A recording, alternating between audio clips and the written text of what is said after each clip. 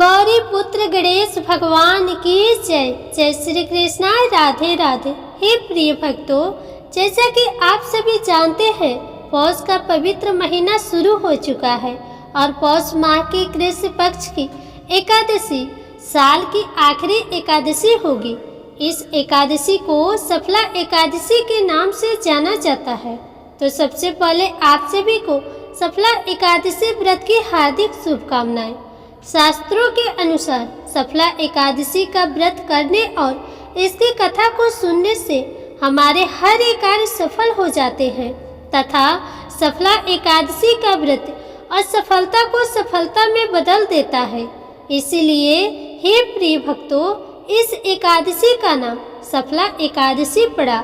भगवान श्री हरि विष्णु और माँ लक्ष्मी जी की कृपा से इस एकादशी की कथा को पढ़ने तथा सुनने से हमारी सभी अधूरी इच्छाएं पूरी हो जाती है। तो आइए भगवान श्री लक्ष्मी नारायण जी के चरणों का ध्यान करते हुए सफला एकादशी की संपूर्ण व्रत कथा को सुनते हैं। तो इन कथाओं को पूरी श्रद्धा और प्रसन्नचित्त मन से पूरा अवश्य सुनिएगा। जय श्री कृष्णा। एक बार धर्मराज युधिष्ठिर ने भगवान श्री कृष्ण जी से पूछा, हे जनार्दन, पौष कृष्ण एकादशी का क्या नाम है? उस दिन कौन से देवता का पूजन किया जाता है और उसकी विधि क्या है? कृपा कर आप मुझे बताएं। तब भक्त वत्सल भगवान श्री कृष्ण कहने लगे कि हे धर्मराज, मैं तुम्हारे स्नेह के कारण तुमसे कहता हूँ कि एकादशी व्रत के अतिरिक्त मैं अधिक से अधिक दक्षिणा पाने वाले यज्ञ से भी प्रसन्न नहीं होता हूँ। अतः इस व्रत को अत्यंत भक्ति और श्रद्धा से युक्त होकर करे।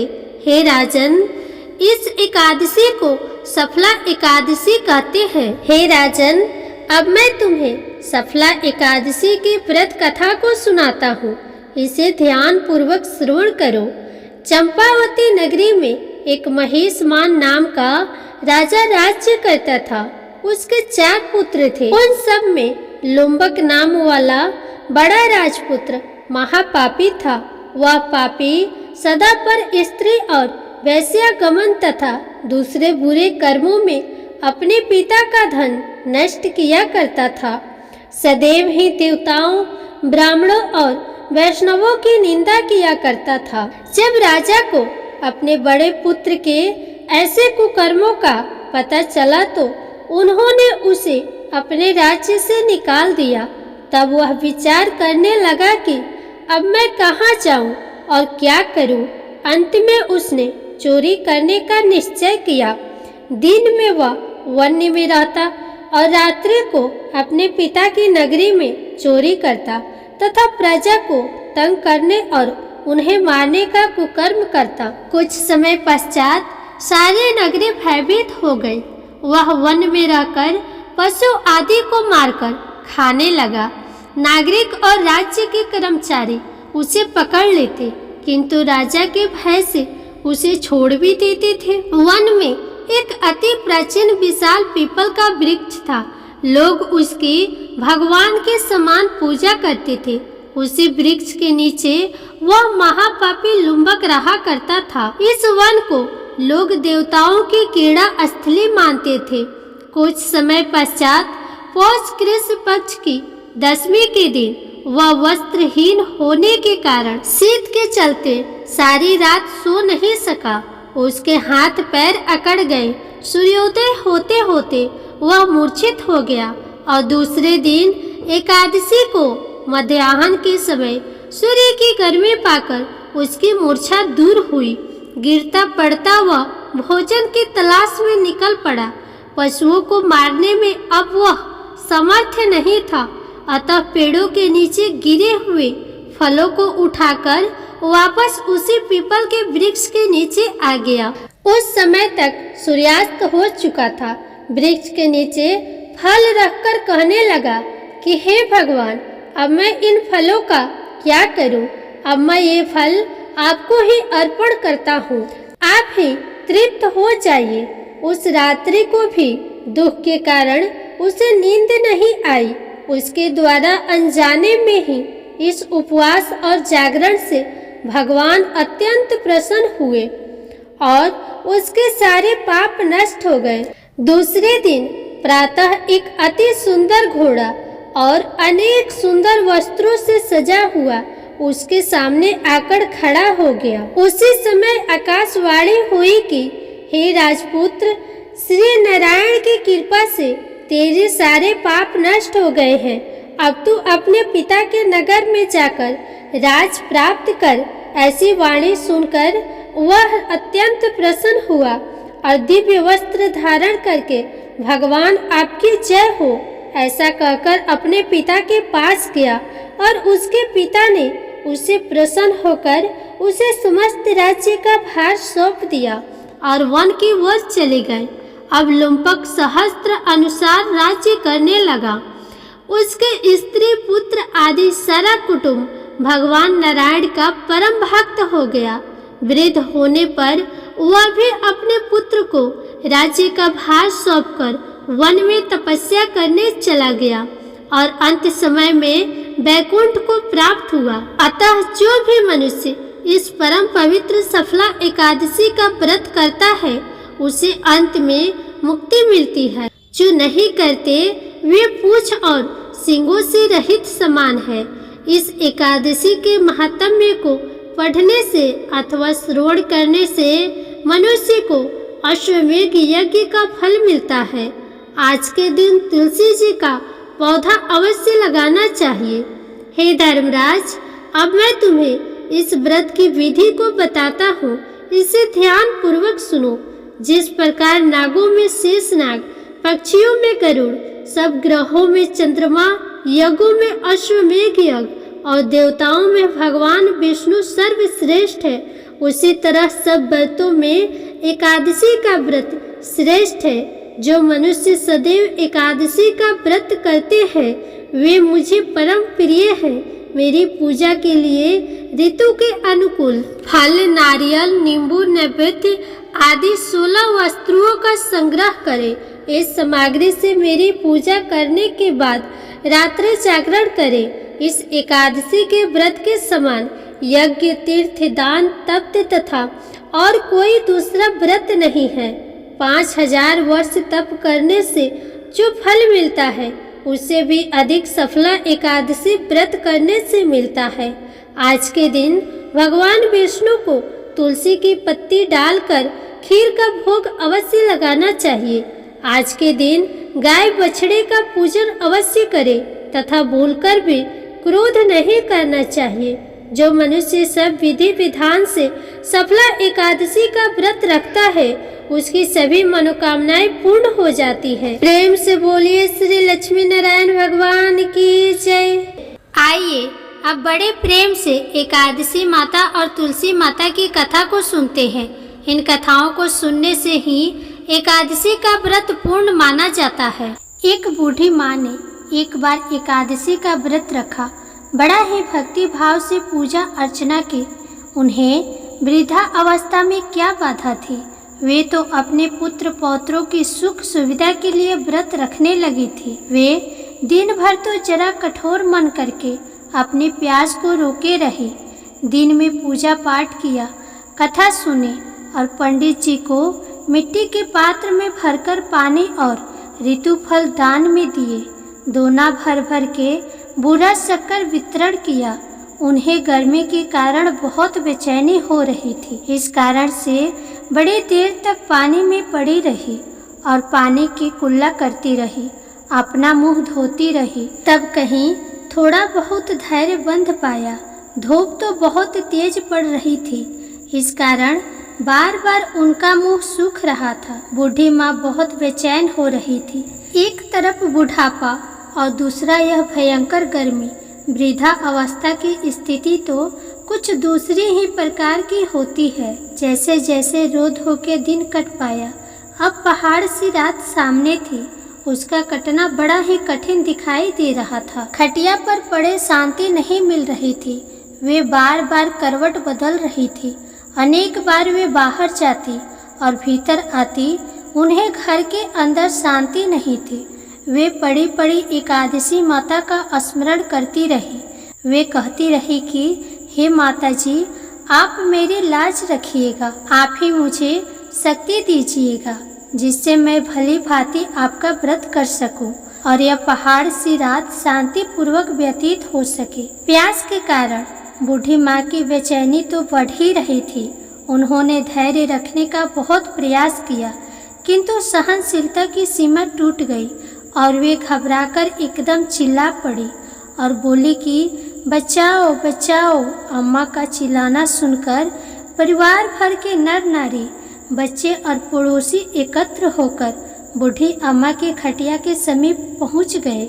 सबने पूछा कि अम्मा जी, आपको क्या हुआ? आप क्यों चिल्ला रही हैं? आप इस वृद्धा अवस्था में यह कठिन व्रत क्यों कर रही हैं? अम्मा जी, शक्ति से ही भक्ति होती है। थोड़ी ही देर में वे फिर से बोली, अरे हमारे तो प्राण ही निकले जा रहे हैं। मेरी छाती पर ठंडे पानी का घड़ा रख दीजिए। नातियों ने दादी की छाती पर ठंडे पानी का पात्र रख दिया। तब कहीं उन्हें थोड़ा बहुत आराम मिला और थोड़ी देर के लिए उन्होंने अपनी आंखें बंद कर ली। एकादशी माता ने सोचा कि यह बूढ़ी अम्मा है तो बहुत कठोर, जरा जाकर उसकी परीक्षा लेनी चाहिए। वे आधी रात को मुर्गा बनकर टेर लगाने लगी। मुर्गा की आवाज़ सुनकर बूढ़ी अम्मा जल्दी से उठी और बाहर जाकर आसमान की ओर देखा, किंतु आसमान में कहीं उन्हें प्रातःकालीन तारा दिखाई नहीं दिया। तो वे सोचने लगी कि यह मुर्गा क्यों और कैसे भूल गया। उन्हें प्यास तो लग ही रही थी। थोड़ा बहुत उनका मन विचलित होने लगा, किंतु उन्होंने दृढ़ निश्चय किया कि मैं अब व्रत को पूर्ण करके ही छोड़ूंगी, चाहे भले ही मेरे प्राण निकल जाए। यह सोचकर फिर वे खटिया पर शिथिल होकर लेट गई। थोड़ी ही देर में एकादशी माता ने उनकी फिर से परीक्षा लेनी चाहिए। एक छोटी सी बालिका एक गिलास में शरबत लेकर उनके सिरहाने खड़ी हो गई और जोर से बोली, दादी जी, सवेरा हो गया है, आप हाथ मुंह धोकर शरबत पी लीजिए। पहले तो शरबत का गिलास देखकर उनका मन ललच गया, किंतु अचानक व्रत का स्मरण हो आया और उन्होंने सोचा कि मैं किसी भी प्रकार से अभी शरबत नहीं पी सकती हूँ, और वे शांति पूर्वक अपनी खटिया पर लेट गई। फिर थोड़ी ही देर में उन्हें ऐसा लगा कि जैसे किसी ने उन्हें पानी के कुएं में पटक दिया हो। वे बड़ी देर तक उस कुएं में हाथ पांव चलाती रही, किंतु उन्होंने अपने मुंह में पानी की एक बूंद भी नहीं जाने दी और वे दृढ़ता पूर्वक अपना व्रत पालन करती रही। थोड़ी ही देर में न जाने कहां से सामने आग जलने लगी, जिससे भारी गर्मी बढ़ने लगी। प्यास के कारण प्राण निकलने लगे, किंतु बूढ़ी अम्मा का कुछ भी नहीं बिगाड़ पाया। वे जहाँ के तहाँ मुस्कुराती हुई सी बैठी रही और थोड़ी ही देर में बाहर प्रकाश दिखाई देने लगा। ऐसा लगा कि जैसे सवेरा हो गया हो। बूढ़ी अम्मा ने जब बाहर निकलकर देखा तो वे समझ गई कि अभी सवेरा होने में 3-4 घंटे की देरी है। यह जानकर वे शांति पूर्वक इधर उधर घूमने लगी। एकादशी माता यह बात अच्छी तरह से समझ गई कि यह बूढ़ी अम्मा किसी भी प्रकार से अपने व्रत से नहीं टल सकती है। वे उनके सत्य व्रत को अच्छी तरह से समझ गई। सवेरा होते ही बूढ़ी अम्मा ने स्नान किया, पूजा पाठ किया, एकादशी माता की कथा सुनी, ब्राह्मणों को दक्षिणा देकर भोजन कराया। तब कहीं उन्होंने जल ग्रहण किया। कन्याओं को भोजन कराने के बाद अम्मा ने स्वयं भोजन किया। उस श्रेष्ठ व्रत के प्रताप से बूढ़ी अम्मा की आयु में वृद्धि हो गई। उनका घर परिवार हरा भरा हो गया। घर में अब उनके कोई अभाव न रहा। वे हर तरह से सुख साधनों से संपन्न हो गए। नात नतनी से उनका घर भर गया और वे उसी दिन से 12 महीनों का एकादशी का व्रत करने लगी। एकादशी माता के व्रत के प्रताप से इस संसार में हर प्रकार के सुख भोग कर वे अंत में बैकुंठ धाम को चली गई। जैसे एकादशी माता ने बुढ़िया माता और उनके परिवार को हरा भरा किया, वैसे ही एकादशी माता हम सभी की मनोकामनाओं को पूर्ण करे। प्रेम से बोलिए एकादशी माता की जय। अब बड़े ही प्रेम से तुलसी माता की कथा को सुनते हैं। इन कथाओं को सुनने से ही एकादशी का व्रत पूर्ण माना जाता है। एक बार एक गांव में एक बहुत ही बुजुर्ग महिला रहती थी। वह बहुत ही पूजा पाठ किया करती थी। वह रोज तुलसी माँ की पूजा करती थी और वह बुजुर्ग महिला रोज तुलसी माता से कहती, हे तुलसी माँ, तुम मुझे बहू दे, पीताम्बर की धोती दे, मीठा मीठा घास दे, बैकुंठ में वास दे, चटक की चाल दे, पटक की मौत दे, चंदन का काठ दे, रानी सा राज दे, दाल भात का भोजन दे, 11 की मौत दे और कृष्ण जी का कंधा दे। वह बुजुर्ग महिला हर महीने में तुलसी माता की पूजा करती और उनके बिरले को रोज सींचती। तुलसी माता बुजुर्ग महिला की बात सुनकर धीरे धीरे सूखने लगी। तभी भगवान श्री कृष्ण जी ने देखा कि तुलसी माता सूख रही है और तभी एक दिन भगवान श्री कृष्ण तुलसी माता जी के पास प्रकट हुए और भगवान श्री कृष्ण जी ने तुलसी माता से पूछा, तुम क्यों सूख रही हो? सभी महिलाएं तुम्हारी पूजा करती है और तुमको रोज सींचती है, लेकिन फिर भी तुम रोज सूखती जा रही हो। इसका कारण क्या है? जिसके बाद तुलसी माता ने भगवान श्री कृष्ण जी से कहा कि हे प्रभु, एक बुजुर्ग महिला मेरे पास रोज आती है और रोज एक ही बात बोलती है, हे तुलसी माता, सबकी दाता, मैं तेरा बिरला सींचती हूँ, तुम मुझे बहू दे, पीताम्बर की धोती दे, मीठा मीठा घास दे, बैकुंठ में वास दे, चटक की चाल दे, पटक की मौत दे, चंदन का काठ दे, रानी सा राज दे, दाल भात का भोजन दे, 11 की मौत दे और कृष्ण जी का कंधा दे। मैं उस बुजुर्ग महिला की सारी मनोकामनाएं पूरी कर सकती हूँ, लेकिन उसकी एक मनोकामना पूरी नहीं कर सकती। मैं कृष्ण जी का कंधा कहाँ से दूंगी? भगवान श्री कृष्ण जी तुलसी माता की बात सुनकर जोर जोर से हंसने लगे और फिर भगवान श्री कृष्ण जी ने तुलसी माता जी से कहा कि तुम चिंता मत करो, जब वह बुजुर्ग महिला की मृत्यु होगी तब मैं मौके पर आकर उसे कंधा दे दूंगा। अब जब वह बुजुर्ग महिला पूजा करने आए तो कह देना कि तुम्हें सब कुछ मिल जाएगा। कुछ दिनों बाद वह वृद्ध महिला ठोकर खाकर रास्ते में गिरकर मर गई। पूरे गांव के सभी लोग आए और उस महिला को सभी लोग धर्मात्मा मानते थे। उसको तुलसी जी की टोकरी कहते थे। उसके परिवार में कोई भी नहीं था, इसलिए गांव वालों ने ही उसके अंतिम संस्कार करने की योजना बनाई और उसे नहलाकर जब बैकुंठी पर बैठाने के लिए उसे उठाने लगे तो उसके मृत शरीर इतना भारी हो गया था कि उसे कोई उठा नहीं पाया। यह सब देखकर वहाँ के सभी लोग तरह तरह की बातें करने लगे और कहने लगे कि यह इतना पूजा पाठ करती थी, हर समय माला फेरती थी, इसलिए यह इतनी भारी हो गई है। वहीं पूरी गांव में चर्चा होने लगी कि डोकरी माई कोई भक्ति नहीं करती थी, यह छल कपट करती थी। हम जिसे धर्मात्मा समझते थे वह पापी है, जो कि किसी से भी नहीं उठ पा रही है। यह इसके कर्मों की सजा है। इधर भगवान ने सोचा कि मेरे भक्त की निंदा हो रही है, इसलिए भगवान ने बूढ़े ब्राह्मण का वेश धारण करके वहाँ पर आए और वहाँ पर एकत्रित लोगों से पूछने लगे कि यहाँ पर इतनी भीड़ क्यों लगी है, जिसे लोग कहने लगे कि यहाँ पर डोकरी माई मर गई है और पाप इतना था कि जिससे यह उठ नहीं पा रही है। सब उठा उठाकर थक गए। तब ब्राह्मण ने कहा, मुझे एक बार डोकरी के कानों में कहने दो, फिर वह देखो कैसे उठती है। तो सभी लोगों ने कहा कि आप भी प्रयास करके देख लीजिए। तब भगवान ने उस वृद्ध महिला के कानों में कहा कि हे डोकरी माई, देखो मैं आ गया। और जो डोकरी पूजा करते समय शब्द कहती थी, वह शब्द उसके कानों में कहने लगे, तू बिरला सिचू तेरा, मैं करूँ निस्तारा मेरा। डोकरी माई बहू ले, बेटी ले, पोता ले, लड्डू ले, पीताम्बर की धोती ले, गहना ले, घी का घड़ा ले, मीठा मीठा खीर और पूड़ी ले, दाल भात का भोजन ले, धन दौलत ले, रानी सा राज ले, तुलसी जी का पत्ता ले, मुंह में गंगा जल ले, 11 को दिल ले, चंदन का दाग ले, कृष्ण जी का कंधा ले।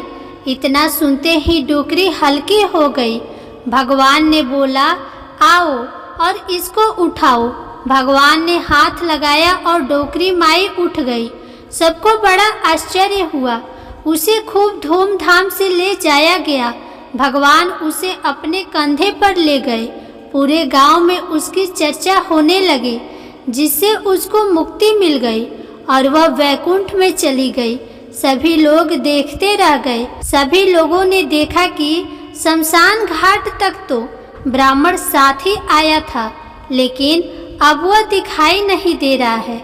इससे लोगों को समझ में आ गया कि वह कोई और नहीं, स्वयं भगवान ही बूढ़े ब्राह्मण के रूप में आए थे। बोलिए श्री तुलसी शालिग्राम की जय। बोलिए श्री लक्ष्मी नारायण भगवान की जय। बोलिए श्री राधा कृष्ण भगवान की जय। आइए अब एकादशी व्रत को पूर्ण करने वाले गणेश भगवान की कथा को सुनते हैं। एक समय की बात है, एक बुढ़िया माई अपने परिवार के साथ रहती थी। बुढ़िया माई विष्णु भगवान की परम भक्त थी। वह हमेशा दोनों पक्षों की एकादशी का व्रत करती थी और कथा सुनती थी। उन्होंने कभी भी व्रत में गणेश भगवान की कथा न कही न सुनी, जिस कारण उनका व्रत अधूरा रह गया। परंतु बुढ़िया माई इस बात से अनजान थी। उनको लगता था कि वह तो पूरा व्रत कर रही है और उनके व्रत के पुण्य से उनको वैकुंठ लोक की प्राप्ति अवश्य होगी। देखते ही देखते बुढ़िया माई की मृत्यु हो गई। उन्हें लेने यमलोक के दूत आए। वह देखकर घबरा गई और बोली, मैंने जीवन भर विष्णु भगवान की भक्ति श्रद्धा भाव से किया, एकादशी का व्रत किया, मुझे तो लेने वैकुंठ लोक का विमान आएगा, मैं आपके साथ नहीं चलूंगी। इतना कहकर बुढ़िया माई रोने लगी और विष्णु भगवान को पुकारने लगी। विष्णु भगवान गरुड़ पर सवार होकर बुढ़िया माई के पास आए और बोले, बुढ़िया माई, तूने तो पूरी श्रद्धा से व्रत किया, परंतु तुमने व्रत में कभी भी गणेश भगवान की कथा न कही न सुनी, जिस कारण तेरा व्रत अधूरा रह गया। बुढ़िया माई विष्णु भगवान से जीवन दान मांगने लगी ताकि वह एकादशी का व्रत करके उसका पूरा पुण्य प्राप्त कर सके। इस प्रकार बुढ़िया माई को विष्णु भगवान ने 2 साल के लिए फिर से जीवित कर दिया। अब बुढ़िया माई जीवित होते ही गणेश भगवान का नित्य नियम निभाना चालू कर दिया। अब जब भी एकादशी का व्रत करती तो सबसे पहले एकादशी व्रत की कथा सुनती, फिर अंत में गणेश भगवान की कथा सुनने लगी। गणेश भगवान की कृपा से एकादशी का पूरा पुण्य बुढ़िया माई को प्राप्त हुआ। बुढ़िया माई की तपस्या से गणेश भगवान प्रसन्न हुए और बुढ़िया माई के सामने प्रकट होकर बोले, बुढ़िया माई, तुमने मेरे नित्य नियम के साथ ही व्रत में श्रद्धा पूर्वक कथा सुनी है, इसलिए मैं तुम पर अत्यंत प्रसन्न हूँ।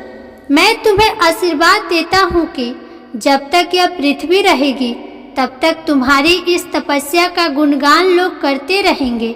साथ ही एकादशी व्रत में तुम्हारी इस भक्ति की कथा को जो भी मनुष्य प्रेम पूर्वक सुनेगा, उसको व्रत का संपूर्ण फल प्राप्त होगा।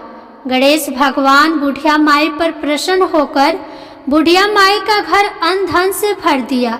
साथ ही रिद्धि सिद्धि का आवास करके अंतर ध्यान हो गए। 2 साल बीतने पर बुढ़िया माई की मृत्यु हुई। इस बार उन्हें लेने वैकुंठ लोक का विमान आया। बुढ़िया माई को पूरे मान सम्मान के साथ बैकुंठ लोक ले जाया गया। इस गणेश भगवान की कृपा से बुढ़िया माई का घर अन्न धन से भर गया और मरने के बाद बैकुंठ धाम का वास मिला। हे गणेश जी महाराज, जैसे आपने बुढ़िया माई पर प्रसन्न हुए, बुढ़िया माई के व्रत को पूर्ण किया, उसके घर को अन्न धन से भर दिया, वैसे ही एकादशी व्रत करने वालों को भी पूरा फल देकर उनका घर अन्न धन से भर देना। प्रेम से बोलिए गणेश भगवान की जय। अब सुनिए लपसी और तपसी की कहानी। एक लपसी था, एक तपसी था।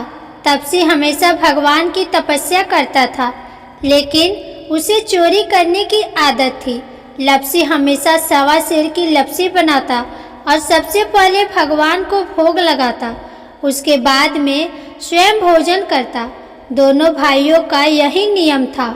एक दिन किसी बात को लेकर दोनों भाइयों में कहा सुनी हो गई।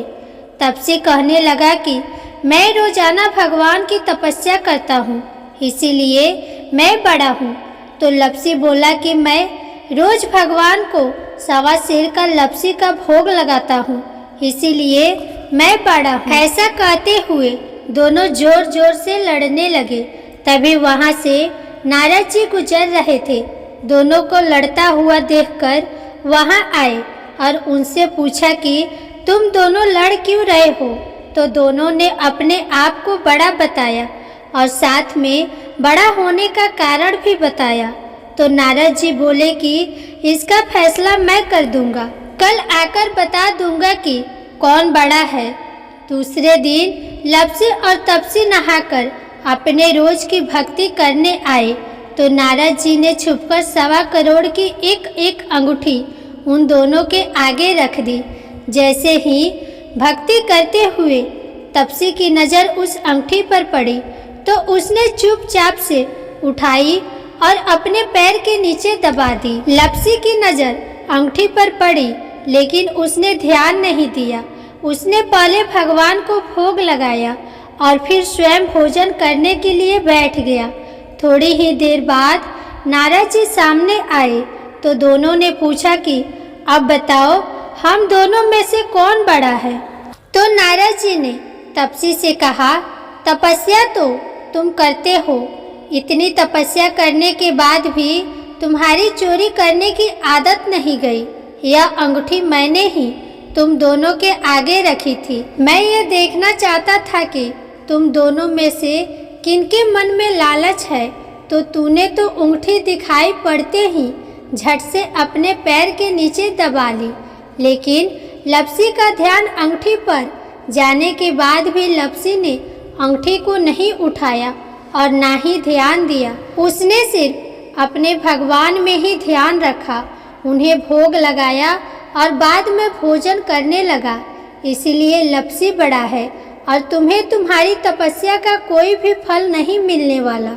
जितनी चाहे मर्जी तुम तपस्या कर लो, तुम्हें इसका कोई भी फल नहीं मिलेगा। तो तपसी को यह सुनकर बहुत ही दुख हुआ और वह शर्मिंदा होकर नारद जी से माफ़ी मांगने लगा कि आज तक मेरी गलती माफ़ करो और मुझे बताओ कि मेरी तपस्या का फल कैसे मिलेगा।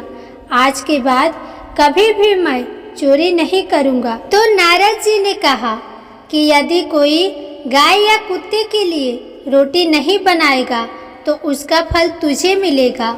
यदि कोई व्यक्ति ब्राह्मण को भोजन करवाकर उसे दक्षिणा नहीं देगा तो उसका फल भी तुझे ही मिलेगा।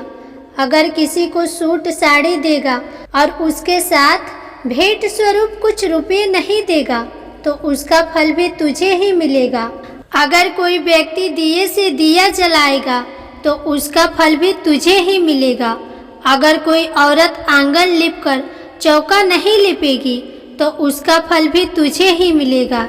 यदि कोई व्रत कथा में सारी कहानी सुन ले लेकिन तुम्हारी कहानी ना सुने तो उसका फल भी तुझे ही मिलेगा। उसी दिन से हर व्रत कथा और कहानी के साथ लपसी तपसी की कहानी कही और सुनी जाती है। प्रेम से बोलिए भगवान श्री लक्ष्मी नारायण की जय, तुलसी माता की जय, एकादशी माता की जय, भगवान गणेश की जय। अब आप सुनिए एकादशी माता की आरती। ओम जय एकादशी जय एकादशी जय एकादशी माता। विष्णु पूजा व्रत को धारण कर शक्ति मुक्ति पाता। ओम जय एकादशी जय एकादशी जय एकादशी माता। विष्णु पूजा व्रत को धारण कर शक्ति मुक्ति पाता। तेरे नाम गिनाऊं देवी भक्ति प्रदान करनी। गढ़ गौरव की देनी माता शास्त्रों में वर्णी। ओम जय एकादशी माता। विष्णु पूजा व्रत को धारण कर शक्ति मुक्ति पाता।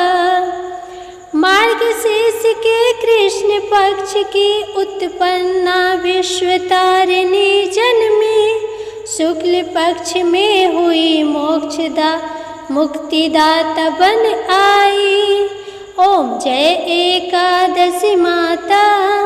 विष्णु पूजा व्रत को धारण कर शक्ति मुक्ति पाता।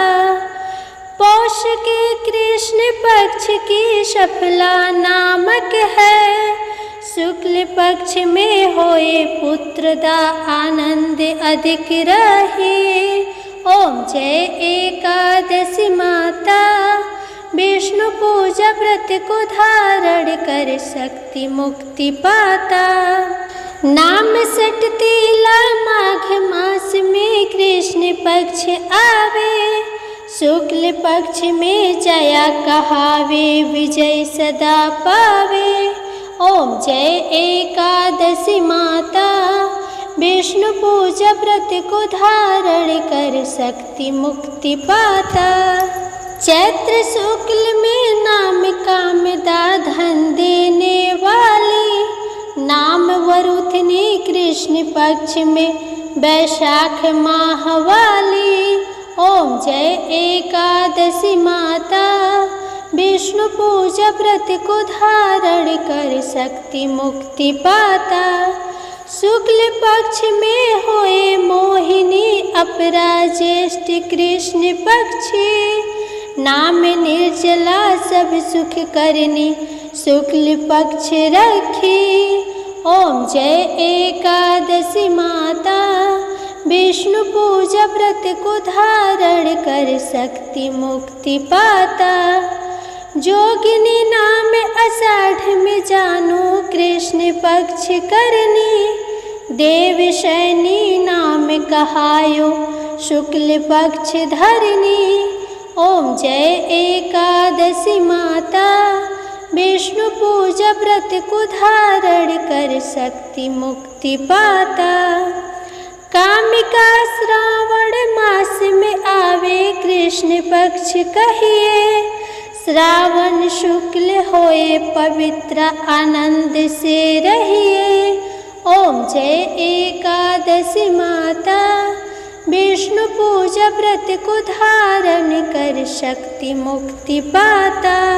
अजा भाद्रपद कृष्ण पक्ष की परवर्तिनी शुक्ला। इंद्र आश्विन कृष्ण पक्ष में व्रत से भवसागर निकला।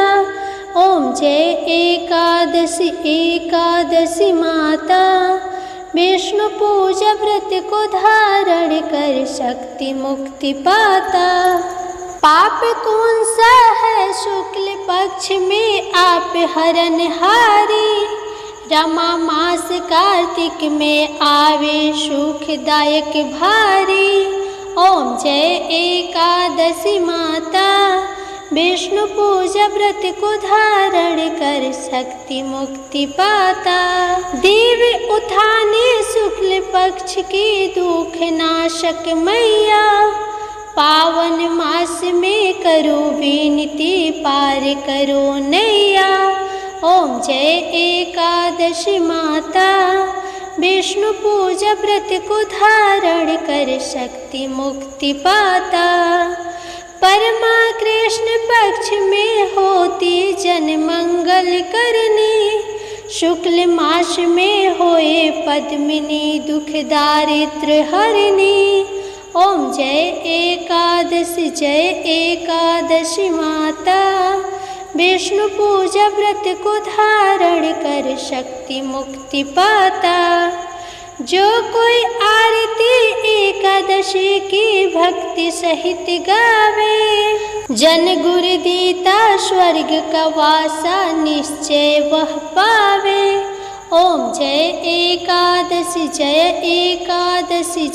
एकादशी माता। विष्णु पूजा व्रत को धारण कर शक्ति मुक्ति पाता। जय एकादशी माता। क्यारस माता की जय।